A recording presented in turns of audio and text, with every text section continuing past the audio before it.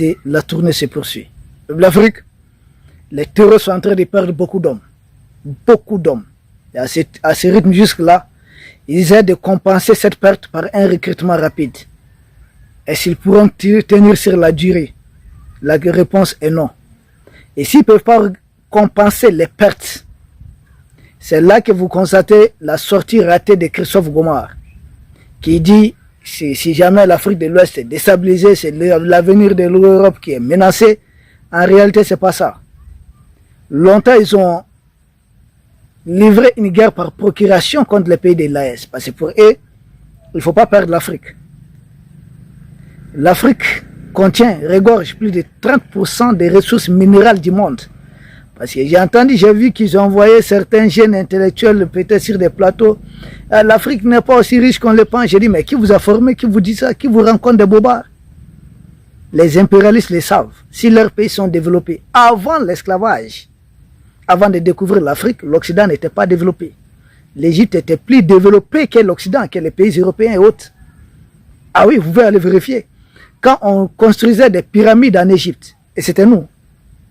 Ah oui, oui. Il y a des occupants qui seraient arrivés après. À ce moment, l'Europe, l'Occident ne savait même pas comment construire l'étage. Mais quand ils ont commencé l'esclavage, ils ont fait travailler les Africains qui savent travailler réellement la terre. On a beaucoup produit et ils se sont mis à transformer. C'est comme ça qu'ils sont développés. Ils sont enrichis, ils sont développés sur les dos des Africains. Et à lieu et place, qu'est-ce qu'ils font? Il faut mettre en place un système en Afrique qui empêche les Africains de se développer.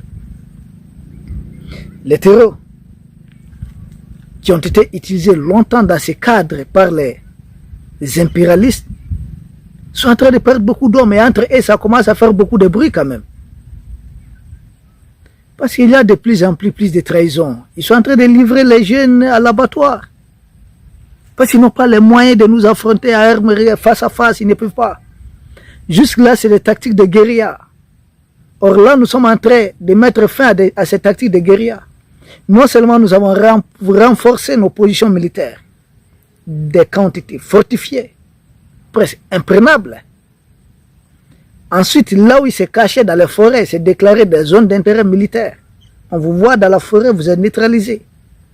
Ce qui leur servait de moyens de locomotion. Ils étaient rapides, ils tapent à gauche ici, tout de suite vous les retrouvez à droite de l'autre côté. Et ça, c'était grâce aux motos, pas de véhicules, pas de voitures. Et ces motos sont dorénavant interdites. Ils commencent à être bloqués de toutes les parts. Et l'armée se déplace même en moto pour être très rapide. Et les vecteurs aériens du Mali, encore beaucoup plus rapide que quelqu'un qui se déplace à bord de moto. Après l'échec de l'attaque du 25 avril au Mali, du 25 avril à la date d'aujourd'hui, 3 juillet, les Mali, si on devait réellement comptabiliser, les Mali a neutralisé plusieurs centaines de terreaux. Et ça, il y a des terreaux aguerris qui essaient même à un moment de dire qu'ils vont mettre les blocus coupés des routes. Mais ils ont été neutralisés. Vous attendez encore parler de blocus les autres? Dans beaucoup d'endroits, c'est presque dégagé. Par endroits, ils surgissent à 4-6 groupes de 6 personnes pour essayer de faire. Mais là aussi, ils sont en difficulté. Ils ne parviennent pas. Bon. Au Burkina, l'autre jour, puisqu'ils sont vraiment en déroute, ils ont tenté aussi une offensive coordonnée. Ils ont attaqué à la fois 3 positions militaires. Des 3 positions militaires, ils ont perdu plus de 300 hommes. Plusieurs matériels, plusieurs logistiques. Ils ont perdu beaucoup. Ils auraient du mal à compenser tout cela. Le lendemain, ils ont voulu revenir à la charge au Burkina. Ils ont encore perdu beaucoup d'hommes. Et des 3 attaques coordonnées, dont l'attaque contre la position stratégique de Gaïri. Ça n'a pas fonctionné, ils ont perdu. On les attendait, partout on les attendait. Les positions militaires sont fortifiées. Même les quelques drones kamikazes qui disent, mais tout de suite là on est en train de trouver des solutions, non seulement électroniques, mais il y a des filets pour le contrecarrer. Ces drones là qui arrivent avec, voilà, une roquette. C'est rapide. On a neutralisé ça tout de suite. Bon, ils sont vraiment, ils perdent du terrain.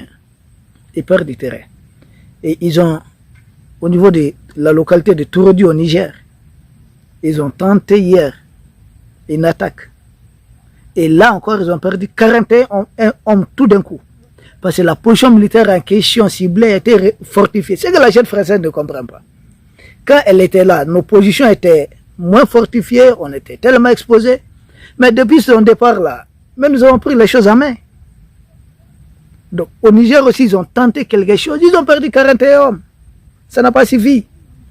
2 mitrailleuses 12-7, des calibres 12-7. Et ces calibres 12-7 mm, c'est généralement, français facile, des mitrailleuses que vous voyez monter sur les véhicules pick-up là. Voilà, en arrière des véhicules pick-up. Voilà, c'est ça. 2 ont été abandonnés, récupérés par l'armée du Niger plutôt. À peu près 4 roquettes, 44 fusils d'assaut et 41 hommes. Ils perdent beaucoup. Ils perdent réellement les terrains. Et tant mieux pour nous. Nous allons continuer de les neutraliser, de les écraser. Ils sont en train de livrer les enfants d'autres, des enfants africains à l'abattoir qu'ils ont transformés en terroristes.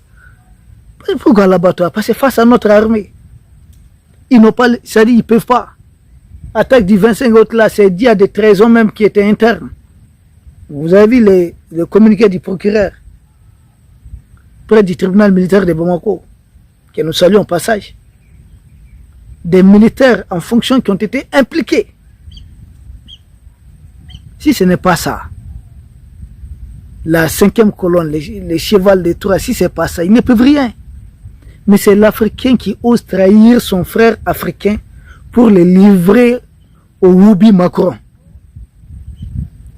Mais c'est triste. J'ai suivi une déclaration de Macron hier. Il disait qu'ils sont prêts à défendre leur pays, les intérêts de leur pays par tous les moyens, y compris en accueillant en France tous ceux qui sont prêts à les aider à défendre les intérêts de la France. Je dis, mais c'est des traîtres que tu accueilles là-bas. Est-ce que Macron va accepter qu'on accueille tous les Français qui sont prêts à désabusé la France chez nous? Mais il le fait parce que pour eux, l'Africain peut-être est moins intelligent. Non. Ce sont certains de nos frères africains qui les poussent à croire de cela, penser de cela de nous. Sinon même Macron là, si tu lui dis de penser une telle chose de nous autres là, il n'osera pas. Ah non, tous ceux qui nous suivent, nos abonnés, ils n'osera pas. Ils savent qui manipuler. Le peuple d'Afrique, ils sont en difficulté, c'est tant mieux pour nous. Ils sont en train de mordre la poussière. Quand vous voyez Wassim Nasr s'est effacé pendant longtemps, l'Ibou de Dakar, Serge Daniel s'est effacé pendant longtemps, dites-vous que leurs frères d'armes, leurs amis sont en difficulté. Wassim Nasr, je peux comprendre, on dit qu'il est libanais. Mais Serge, du pays de Béhanzin, du pays de Mathieu Kérékou, Mathieu Kérékou qui a échappé belle à une tentative d'assassinat orchestrée par les mercenaires français Bob Denard. Et c'est le ressortissant de ces mêmes pays, Serge Daniel, qui devient le griot d'Emmanuel Macron et Woubi. Attendez, mais attendez. C'est sérieux ça? Et on s'est dit intellectuel africain. Oui, c'est comme ça qu'ils aiment s'appeler. On est professionnel, on est intellectuel. Il y a des professionnels dans la traîtrise, dans la trahison. Nous saluons nos forces de défense et de sécurité qui sont en train de faire un travail remarquable. Ça continue. D'ailleurs, il faudrait augmenter un tout petit peu encore le volume. Les terrains en difficulté, tout ce qu'ils ont décrété, ils ont échoué. Ils ont dit les citernes ne vont pas entrer. Ils ont dit blocus, personne n'entrera à Bamako, mais personne ne sait pas. Nous voici à l'intérieur du pays quand même, peuple d'Afrique. Nous vous remercions. Nous espérons vous retrouver demain pour un autre sujet au sommet de l'actualité. Mais restons mobilisés. Certains me disent, il ne faut pas beaucoup voyager. Ils ne tiennent pas le terrain. C'est des fuyards, ils fuient. Mais voici, je suis en brousse, vous voyez, non? Il n'y a rien. Rien d'une ville ici. C'est carrément la brousse. Et soyez sérieux. Aucun militaire ici à côté. C'est cette communication qu'il faut utiliser pour casser leur narratif. Si tout le monde a peur, ils ont raison de nous parce que nous avons eu peur. Il ne faut pas avoir peur de ces gens, il faut les affronter. Il faut les affronter. Peuple d'Afrique, nous continuons notre tournée à l'intérieur du pays. Nous vous remercions et nous espérons vous retrouver demain pour un autre sujet au sommet de l'actualité. Merci.